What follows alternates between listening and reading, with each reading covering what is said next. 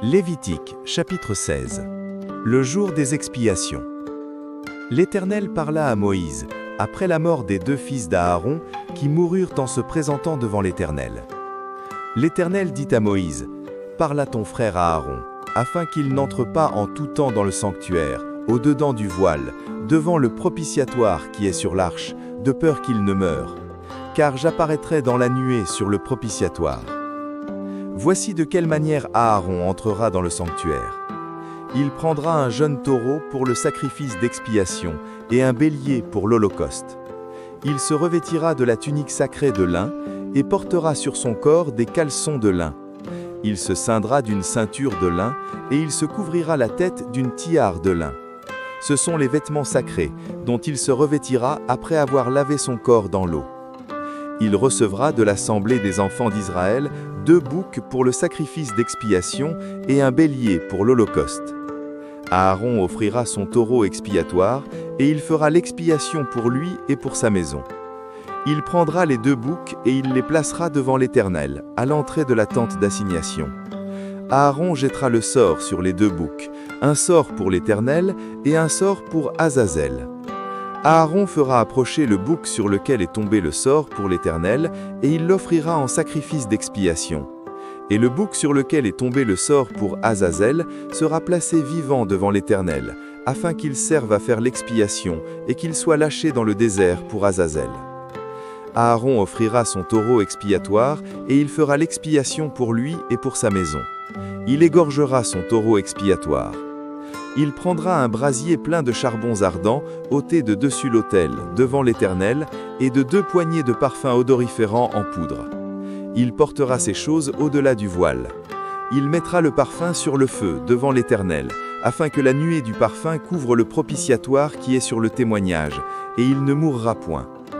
Il prendra du sang du taureau, et il fera l'aspersion avec son doigt sur le devant du propitiatoire vers l'Orient. Il fera avec son doigt 7 fois l'aspersion du sang devant le propitiatoire. Il égorgera le bouc expiatoire pour le peuple, et il emportera le sang au-delà du voile. Il fera avec ce sang comme il a fait avec le sang du taureau. Il en fera l'aspersion sur le propitiatoire et devant le propitiatoire. C'est ainsi qu'il fera l'expiation pour le sanctuaire, à cause des impuretés des enfants d'Israël et de toutes les transgressions par lesquelles ils ont péché. Il fera de même pour la tente d'assignation, qui est avec eux au milieu de leurs impuretés. Il n'y aura personne dans la tente d'assignation lorsqu'il entrera pour faire l'expiation dans le sanctuaire, jusqu'à ce qu'il en sorte. Il fera l'expiation pour lui et pour sa maison, et pour toute l'assemblée d'Israël. En sortant, il ira vers l'autel qui est devant l'Éternel, et il fera l'expiation pour l'autel. Il prendra du sang du taureau et du bouc, et il en mettra sur les cornes de l'autel tout autour. Il fera avec son doigt 7 fois l'aspersion du sang sur l'autel. Il le purifiera et le sanctifiera à cause des impuretés des enfants d'Israël.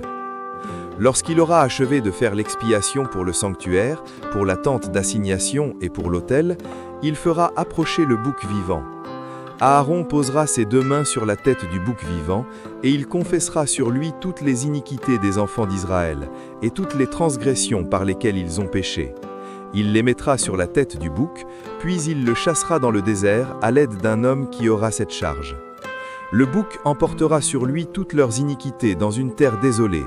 Il sera chassé dans le désert. Aaron entrera dans la tente d'assignation. Il quittera les vêtements de lin qu'il avait mis en entrant dans le sanctuaire, et il les déposera là. Il lavera son corps dans l'eau dans un lieu sacré, et reprendra ses vêtements. Puis il sortira, offrira son holocauste et l'holocauste du peuple, et fera l'expiation pour lui et pour le peuple. Il brûlera sur l'autel la graisse de la victime expiatoire. Celui qui aura chassé le bouc pour Azazel lavera ses vêtements et lavera son corps dans l'eau. Après cela, il rentrera dans le camp. On emportera hors du camp le taureau expiatoire et le bouc expiatoire dont on a porté le sang dans le sanctuaire pour faire l'expiation, et on brûlera leur peau, leur chair et leurs excréments. Celui qui les brûlera lavera ses vêtements et lavera son corps dans l'eau. Après cela, il rentrera dans le camp. C'est ici pour vous une loi perpétuelle. Au 7e mois, le 10e jour du mois, vous humilierez vos âmes. Vous ne ferez aucun ouvrage, ni l'indigène, ni l'étranger qui séjourne au milieu de vous. Car en ce jour, on fera l'expiation pour vous, afin de vous purifier. Vous serez purifiés de tous vos péchés devant l'Éternel. Ce sera pour vous un sabbat, un jour de repos, et vous humilierez vos âmes. C'est une loi perpétuelle. L'expiation sera faite par le sacrificateur qui a reçu l'onction et qui a été consacré pour succéder à son Père dans le sacerdoce. Il se revêtira des vêtements de lin, des vêtements sacrés. Il fera l'expiation pour le sanctuaire de sainteté. Il fera l'expiation pour la tente d'assignation et pour l'autel. Et il fera l'expiation pour les sacrificateurs et pour toute l'assemblée d'Israël. Ce sera pour vous une loi perpétuelle. Il se fera une fois chaque année l'expiation pour les enfants d'Israël à cause de leurs péchés. On fit ce que l'Éternel avait ordonné à Moïse. Méditons. Dieu offre le pardon complet par l'expiation. Ce chapitre annonce l'œuvre parfaite du salut. Prions. Merci Seigneur pour ton pardon total et ta miséricorde. Amen. Chers frères et sœurs, merci d'avoir suivi cette méditation sur Parole de Dieu au quotidien. Si cette vidéo t'a touché, mets un like, abonne-toi et active la cloche pour ne rien manquer. Chaque jour, laisse la parole de Dieu fortifier ta foi, apaiser ton cœur et illuminer ton chemin. Partage cette vidéo pour que la lumière de Dieu continue de briller dans le monde. Et souviens-toi, Dieu t'aime et marche avec toi chaque jour. À très bientôt dans une nouvelle méditation de Parole de Dieu au quotidien.